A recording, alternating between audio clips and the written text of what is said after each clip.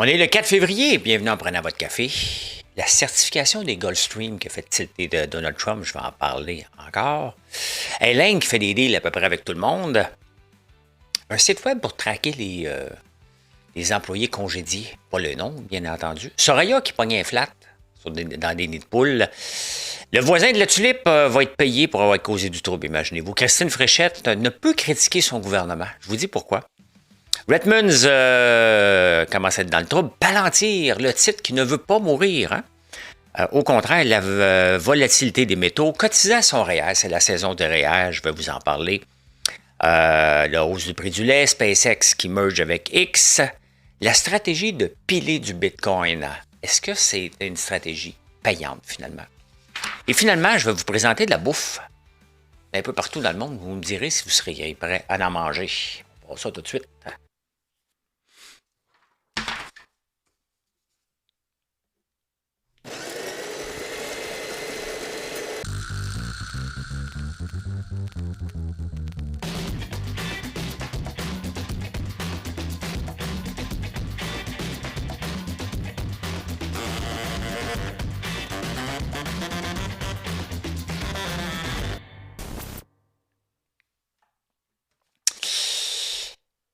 J'ai écrit un article sur l'agriculture. J'en ai parlé hier dans le show, les fermes verties. On a parlé ensemble en privé. Tu sais, je ne suis pas en train de les attaquer. Mais il y a beaucoup de gens qui se donnent des lettres de noblesse avec l'agriculture. On est là pour nourrir le monde. Ça, c'est... Oui, vous êtes là pour vivre de votre agriculture. Il ne faut jamais l'oublier, là. Si les agriculteurs pensent qu'ils ne sont pas des entrepreneurs, ben c'est pour ça qu'on quête des subventions tout le temps. Je ne suis pas contre les subventions. On ne peut pas se bâtir un modèle d'affaires sur un modèle de subvention. On ne peut pas. C'est supposé être du surplus. Parce que vous ne savez jamais le prochain gouvernement. Donc là, ça tilte sur ma page Facebook. Hein. Je suis un imbécile. Puis là, j'ai osé comparer un chat avec un troupeau de vaches. Je vous explique. C'était du sarcasme. Il y a quelqu'un qui me dit, moi, j'ai des vaches, donc je ne peux pas partir. Quand même que je voudrais, je ne peux pas partir en vacances. Mais cette personne-là, à un moment donné, elle a fait le choix, consciemment, qu'en ayant des animaux, s'il n'y a pas de relève, il ne peut pas s'éloigner de la ferme. C'est un constat. Un dépanneur a le même problème. S'il n'y a pas d'employé le dimanche, il va devoir être là. Et la plupart des gens qui ont des dépanneurs sont là tout le temps. Et là, j'ai osé comparer. J'ai dit, tu sais, la personne qui a un chat, là, des fois, elle ne peut pas partir en vacances parce qu'elle n'a pas personne à le garder. Oh là, t'as comparé. Hey, c'est de l'humour, c'est du sarcasme. C'est vrai que ceux qui ont des animaux ont un problème. Quand Mathieu, mon gars, il a un chien.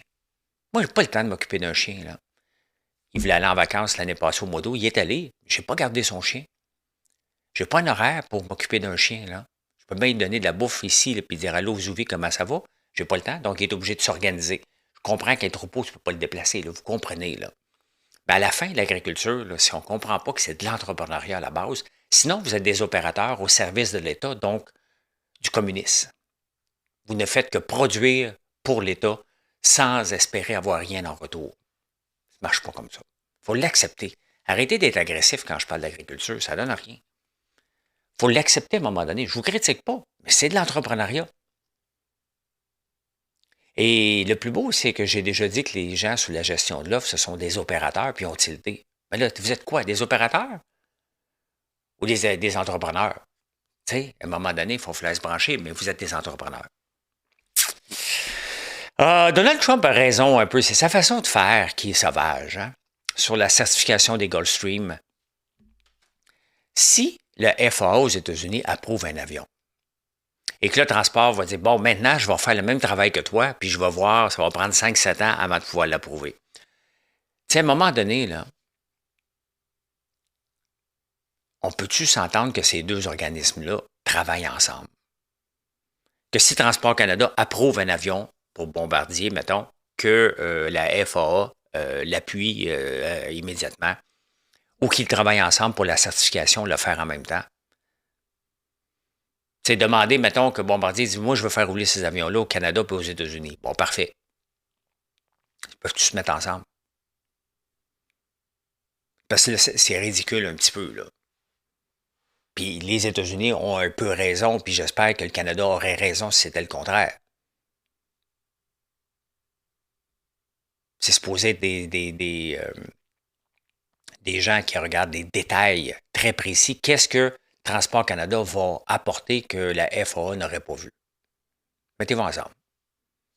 Mettez-vous ensemble. Même si c'est deux pays séparés, c'est la même job à la fin. C'est la sécurité des passagers qui prime d'abord. Donc, faites-le ensemble. Ça va être bien moins de troubles.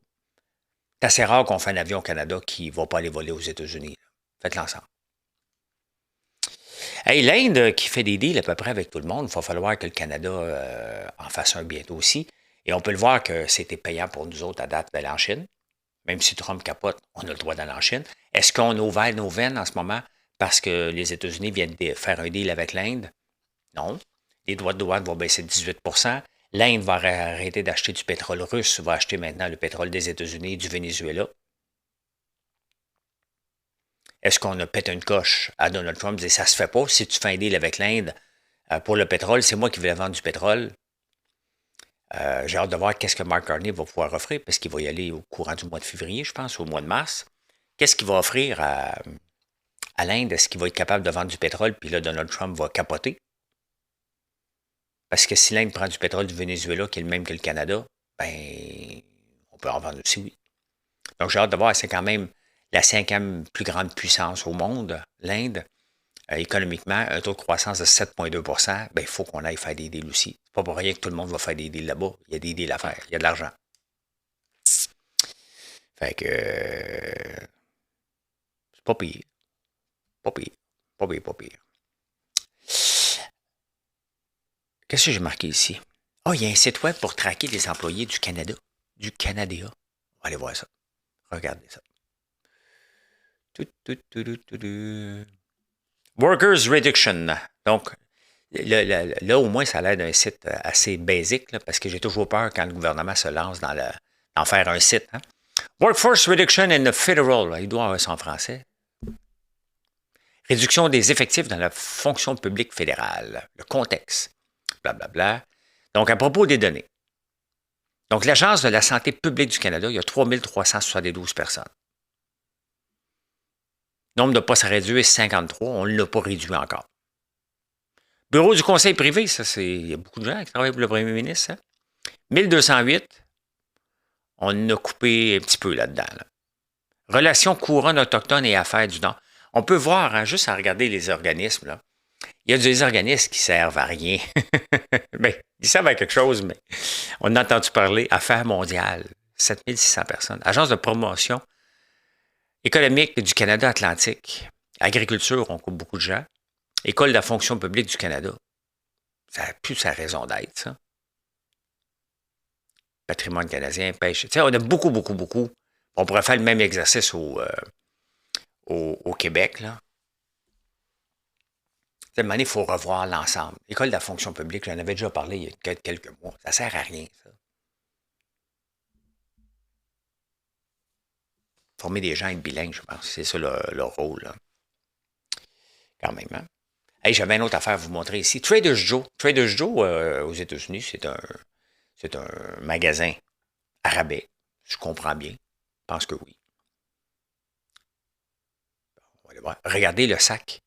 Trader Joe, si jamais vous voulez en acheter un, c'est un sac à 3 piastres. Comme si vous allez chez Maxi ou vous prenez votre sac, vous le payez. N'importe où le sac qu'on a des magasins. Mais imaginez-vous que Trader Joe, qui est seulement américain, a traversé les frontières et il s'en vend jusqu'à 45 000 $ sur eBay. 15 $ qu'ils vendent. Imaginez-vous, c'est devenu un site, un sac, mettons, comme Maxi, mais qui se vendrait sur Amazon un peu partout, puis la revente, et c'est la folie en Europe, parce que là, si les gens voient ça, ils en veulent un, ils ne peuvent pas l'avoir, donc ils l'achètent sur des sites de revente. Et ça représente, pourquoi c'est populaire? Parce que ça représente de la frugalité. C'est un symbole de dire, regarde, moi, je fais attention à mes dépenses. Tout en étant chic. T'es hot avec un sac à 3 $.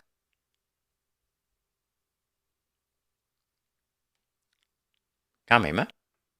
Encore là, c'est un peu comme le chocolat Dubaï. Tu le sais jamais. Les autres, ils n'ont pas fait ça pour ça. Ils vont faire un sac comme n'importe qui. Mais quand ça tombe dans les mains des réseaux sociaux, quand ça tombe dans les mains de quelqu'un, et là, ça devient un trend, et c'est tout entrepreneur aimerait vivre ça. J'aimerais vivre ça une fois dans ma vie, cet engouement-là pour un de mes produits. on est populaire, ça va super bien. Mais d'avoir vraiment de dire dans le monde, hey, regarde, ça vient de François Lambert, point one, ça serait fantastique. Que ce soit le beurre d'érable, le popcorn, la barre de chocolat Dubaï, n'importe quel produit, nos œufs de dragon, n'importe quoi qu'on fait. Ça n'arrivera pas. Je rêve pas à ça. Parce que tu peux pas rêver à ça. Mais il reste quand même que quand ça arrive, tu prends la manne et t'en profites.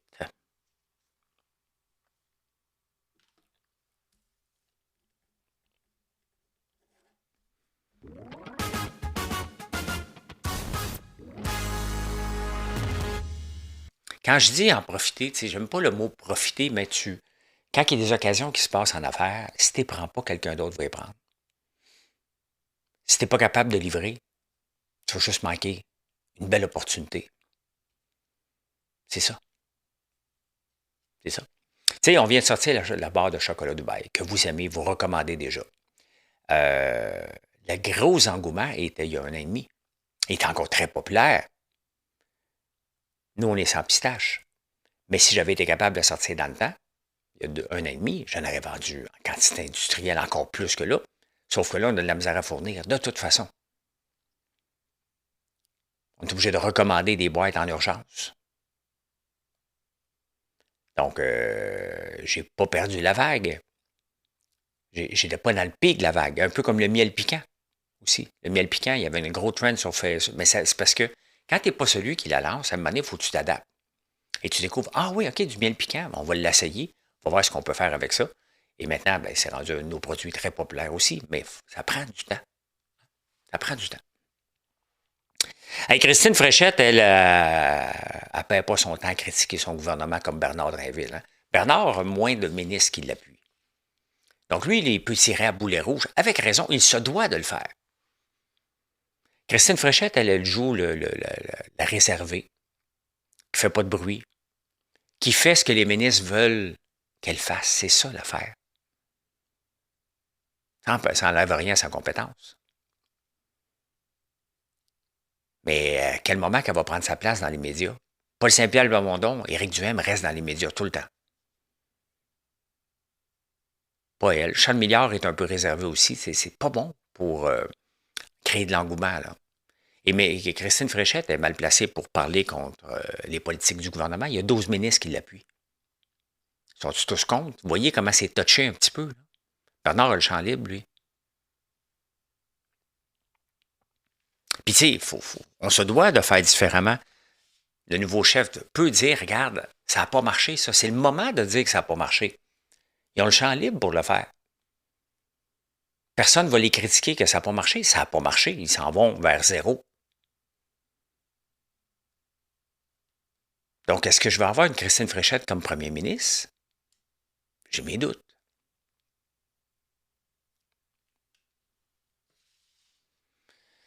Hey, vous savez, la chicane qu'il y a eu au théâtre La Tulipe, qui est obligé d'être fermé parce qu'il y a un voisin qui a acheté. Il a dit qu'il y a trop de bruit. Puis là, la ville a fermé La Tulipe. La cour a fermé La Tulipe parce qu'il y avait trop de bruit, puis c'était condo, tout ça. Ça s'est réglé. Imaginez-vous, en plus d'avoir causé du trouble, avoir fait fermer le théâtre La Tulipe, avoir fait dépenser pour l'insonoriser, bien, la ville lui donne 350 000 en dédommagement. Petit pit.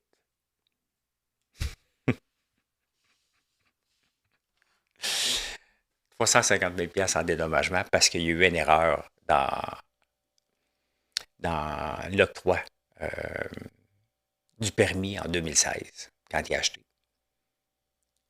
Il a acheté à côté d'un théâtre. Il savait que c'était pour être bruyant. Mais c'est un faiseur de trouble, puis en plus de ça, il est récompensé pour son faisage de trouble. Moi, j'aurais été en cours. Je m'en fous combien ça aurait coûté, j'aurais été en cours. Jonathan Julien, le ministre des Transports, je pense, ne se représentera pas. Un autre qui tombe au combat. Je pensais que c'était le ministre de l'Agriculture. Vous voyez, donc, tu ne sais même pas c'est qui le ministre de l'Agriculture. Denis Julien, d'abord. Mais ils vont tout annoncer un après l'autre. Ils disent, ah, c'est à cause de François Legault qui est parti. C'est parce que tu ne gagneras pas. On va en avoir un paquet d'autres. Là. La CAQ s'en va vers nulle part. Ils ne sont même pas capables d'attendre qui va être le prochain chef. Parce que là, ça va être mal placé. OK, je m'en vais. Vous voyez, là, il y a une fenêtre d'opportunité pour ceux qui veulent quitter en ce moment. Là. Ils peuvent dire, ben moi, j'aimais ça travailler avec François, donc j'aime mieux quitter. Parce que lorsqu'il va y avoir un nouveau premier ministre, ça va être un peu plus dangereux d'annoncer. Voyons, je checker mon affaire. Annoncer qu'il va quitter. Hein. Il y a un autre qui quitte, mais ça cette fois-ci, c'est le monde du football. Marc-Antoine Dequoy, qui était très populaire, qui a fait Big Brother, très sympathique. Je l'ai déjà rencontré 2, 3 fois, vraiment, vraiment gentil. Là, il quitte le football. Il est jeune, pourtant. Hein? Il avait été repêché par les Alouettes en 2020, mais bon, jouer au football à ce niveau-là, c'est tough. Et aussi, est-ce que Marc-Antoine Dequoy serait intéressant à se présenter en politique pour le PQ? On se souvient de son cri du cœur, gardez là votre anglais. Il y a la fenêtre d'opportunité aussi.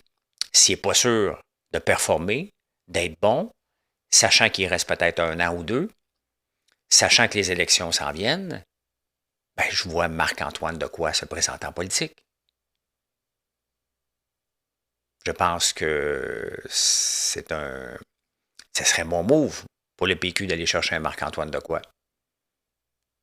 Et un bon move pour sa carrière. Il va gagner son poste, peu importe tout ce qui se présente. Là.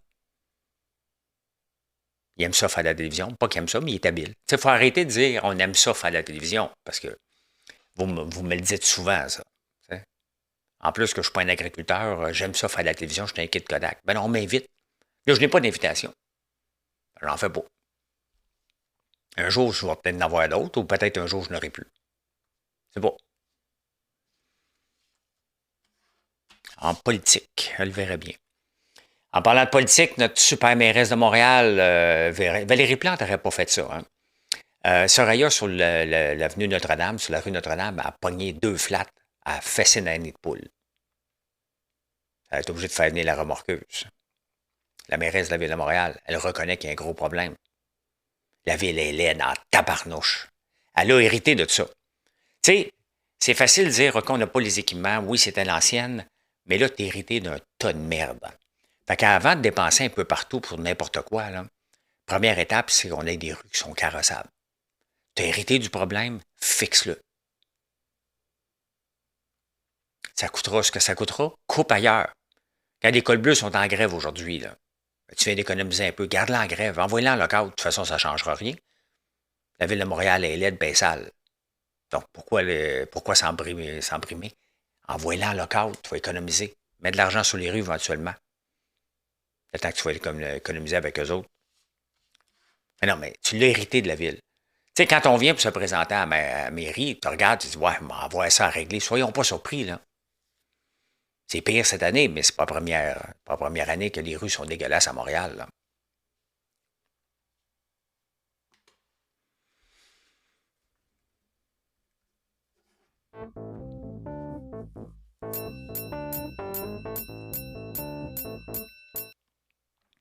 Et on parle de groupe Dynamite, Garage, hein, puis il y a des magasins qui sont trendy, qui vont bien, Aretza qui vont bien.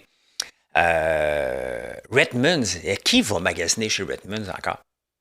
Peddington, RW & Co, ça appartient tout à Redmonds, ceux qui sont sur la bourse, euh, pas la bourse de Toronto, la bourse de croissance. Mais en fait, quand tu es sur la bourse de croissance, c'est souvent parce que tu es en décroissance. Je n'ai pas été voir, ça ne m'intéresse pas de voir le titre. Mais ils vont congédier 75 personnes au siège social. Et il avait déjà été en restructuration pour se mettre à l'abri des créanciers en 2022. Et là, ils réduisent encore. Donc, cette compagnie-là, ça ne va pas nulle part. Là. On ne voit pas d'engouement sur les réseaux sociaux. Ça revient toujours à la même affaire. Peu importe la grosseur de ton entreprise, là. Regardez la fille du Carrefour qui est devenue virale. Groupe Dynamite a 400 personnes, 400 employés qui font du contenu sur les réseaux sociaux. J'ai du succès parce que je suis actif sur les réseaux sociaux. Peu importe mes prises de position, il y en a qui ne sont pas d'accord, il y en a qui achèteront plus de moi, puis il y en a d'autres qui vont me découvrir. J'aime parler de politique, j'aime parler d'entrepreneuriat, et ça fait fâcher, donc je vais continuer à le faire parce que c'est moi. Mais aussi, je parle de mes produits, comment on les fait, comment on se compare avec d'autres.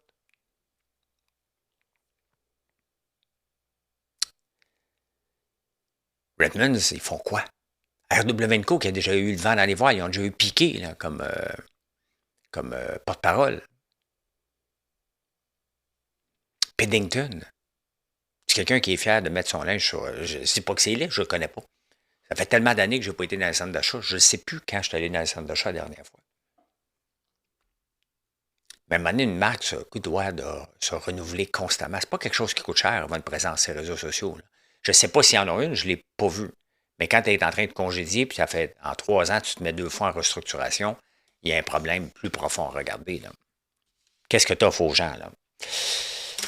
Ce qu'on offre aux gens, ben, Palantir le sait quoi offrir, c'est une croissance à l'infini, ça a l'air.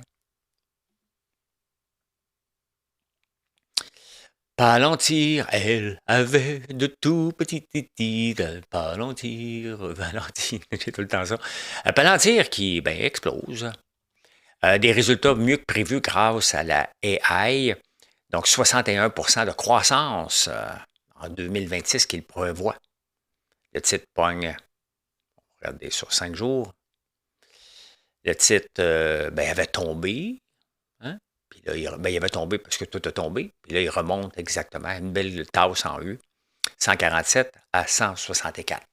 Moi, ceux qui me suivent depuis longtemps savent que Palantir, je l'ai détradé longtemps, parce que quand il était à la bourse, ça fait pas 5 ans qu'il était à la bourse, là.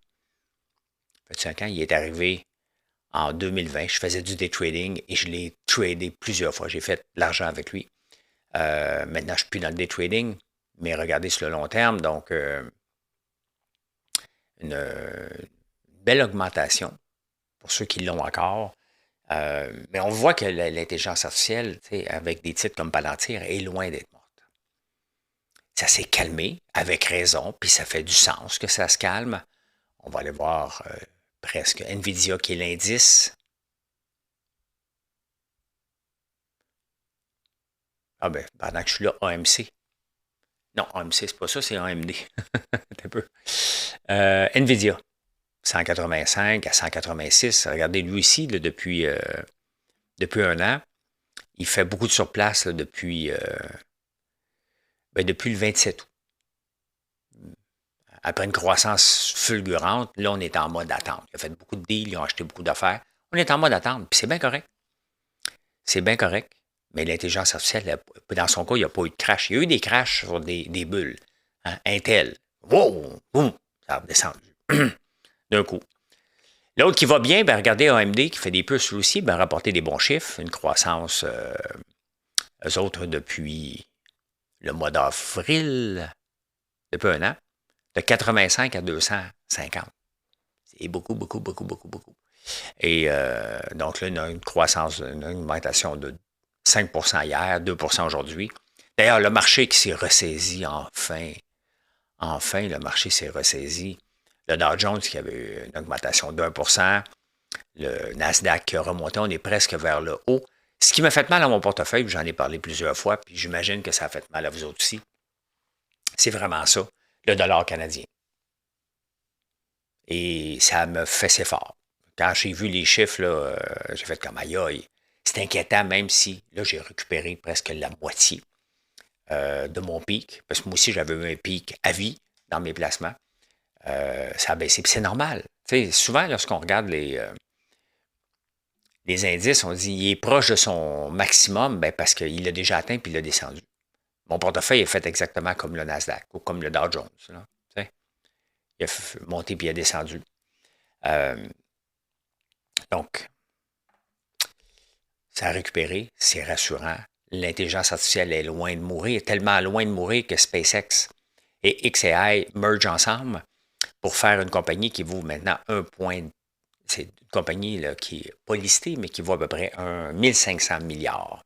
Entre 1200 et 1500 milliards. Ils veulent aller à la bourse.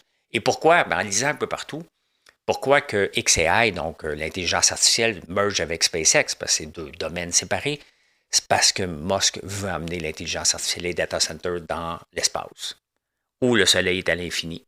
Donc, où tu peux aller chercher de l'énergie. Est-ce qu'il va le faire? Quand est-ce qu'il va le faire? Tu sais, c'est un early adopter, c'est non seulement un early adopter, c'est un gars qui aime un disruptor, Elon Musk. Donc, il veut faire des choses différentes de ce qui se fait normalement. Des fois, ça marche, des fois, ça ne marche pas. Mais SpaceX, c'est un gros succès. Donc, il se prépare à aller en bourse. ça va être assez phénoménal. Je ne sais pas comment il vaut Elon Musk basé sur ces dernières données-là. Attends un peu, pas ici.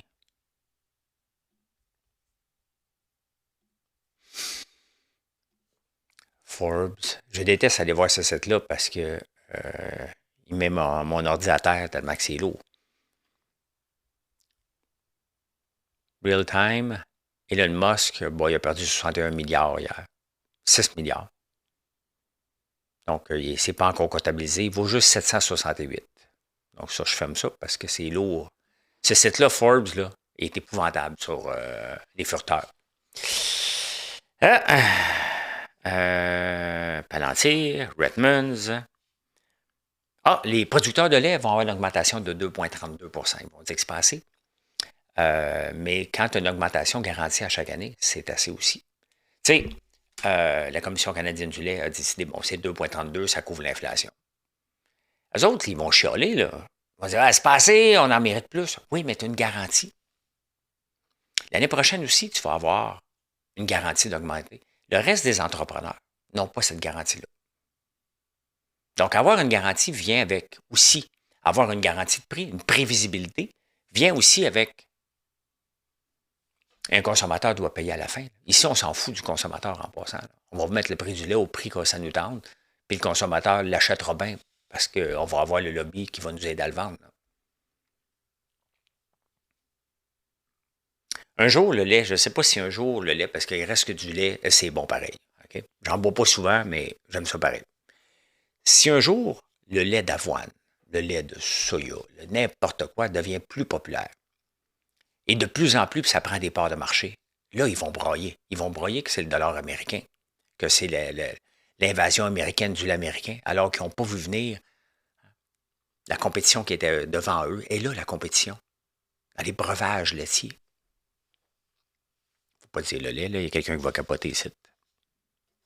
Mais quand tu viens avec une prévisibilité, sachant que tu vas une augmentation chaque année, ben, c'est normal que tu n'aies pas des 5, puis des 10, puis des 15 %. Il y a quelqu'un qu'il faut qu'il paye à la fin, c'est le consommateur, puis le consommateur peut faire des choix qui vous impliquera peut-être pas. C'est comme ça. Hey, ça vous tente-tu qu'on aille voir les métaux un peu, hein? J'allais pas voir ça tous les jours, mais maintenant, on est presque obligé. L'or et l'argent jouent au yo-yo. Il faut être fait fort, là. L'or qui remonte de 5 %, l'argent qui remonte de 9 %, ça joue au yo-yo. Si vous aimez ça, tant mieux. Moi, je pense qu'il y en a une couple qui vivent dans le déni en ce moment. Ils doivent manger leur bas en tabarnouche, là. C'est un jeu risqué en maudit. C'est de la haute voltige. C'est pas normal que ça descende de 20 30 et ça remonte. Là. Le silver est en territoire bullish, là, mais bear market. Pourquoi? Parce qu'il a droppé de plus que de 20 %. Donc, faites attention.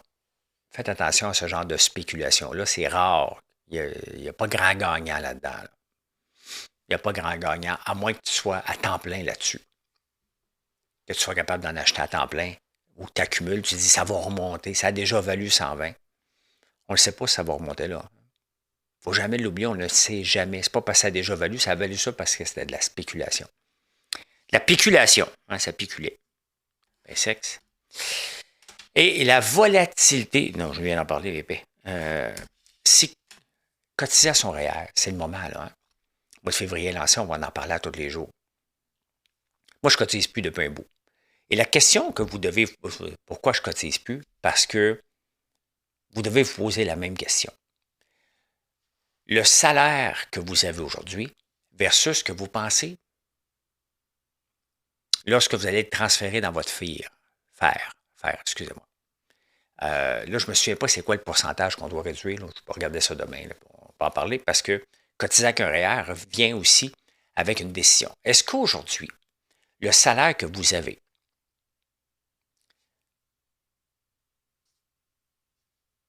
est plus petit que celui que vous pensez avoir lorsque vous allez retirer votre fer?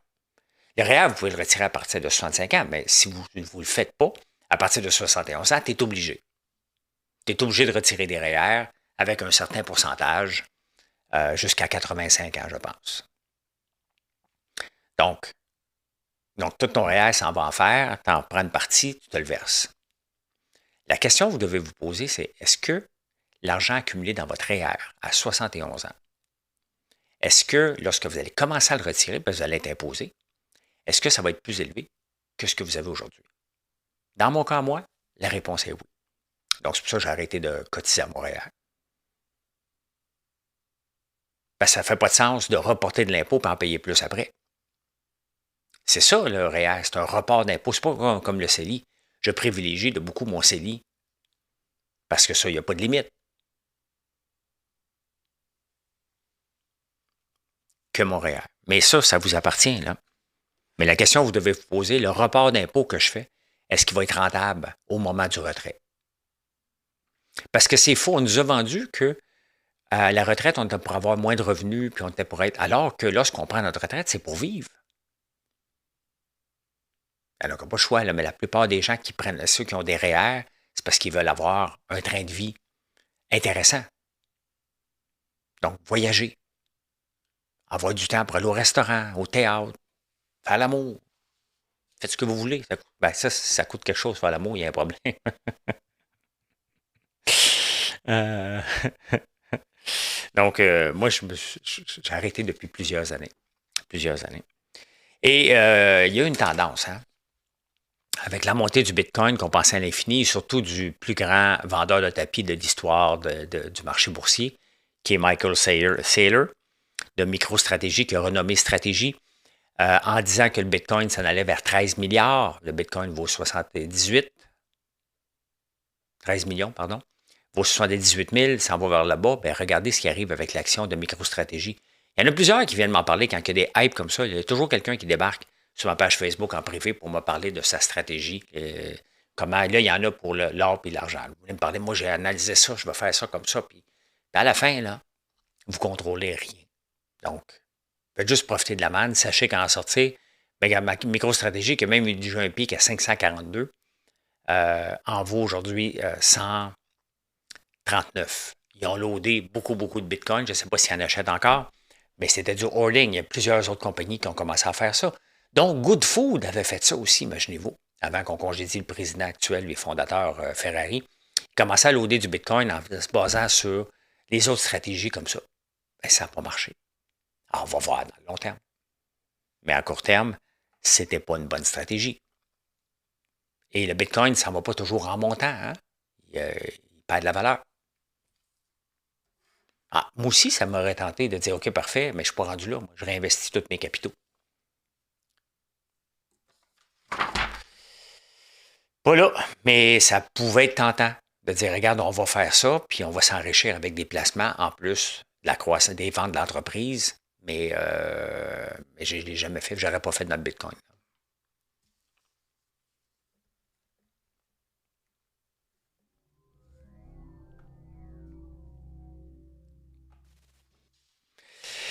Stéphane Archambault, l'ancien du groupe Mes Aïeux, étant tout le monde en parle, il a dit, il y a un spectacle hein, qui s'appelle Il se promène à travers le Québec pour lui, et les gens, ils demandent Dégénération.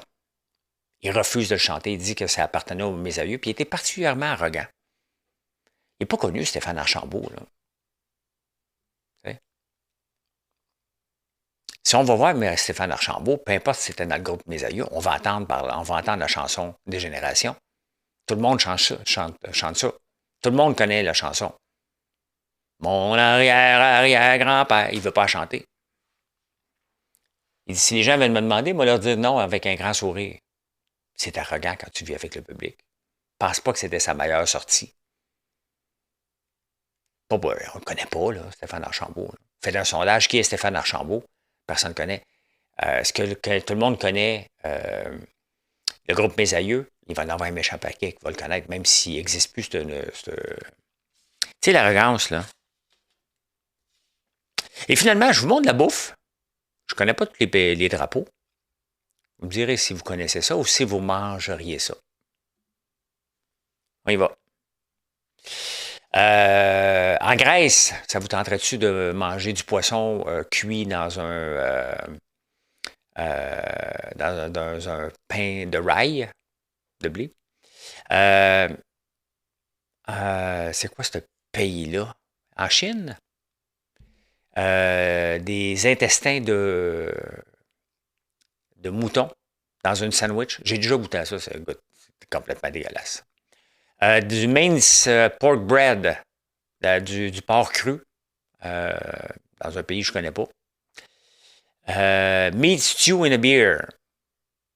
Dans un autre pays que je ne suis pas capable de replacer, de la soupe au sang de canard. Sausage salade, ça va. Blood sausage, c'est du boudin, ça me va. Un poisson fermenté. C'est au Danemark, ça? Un blood pudding. Banana pizza. Oh, ça, c'est correct au Danemark. Salted pig fat. OK. C'est du jambon, ça. Dans un pays, on mange du rotten shark, du requin pourri. Il n'y a rien du Canada. Il aurait pu mettre la tourtière. Eh ben voilà. Merci d'être là, les amis. Je vous souhaite une excellente journée et venez nous voir sur françoislambert.one. J'espère que vous avez apprécié.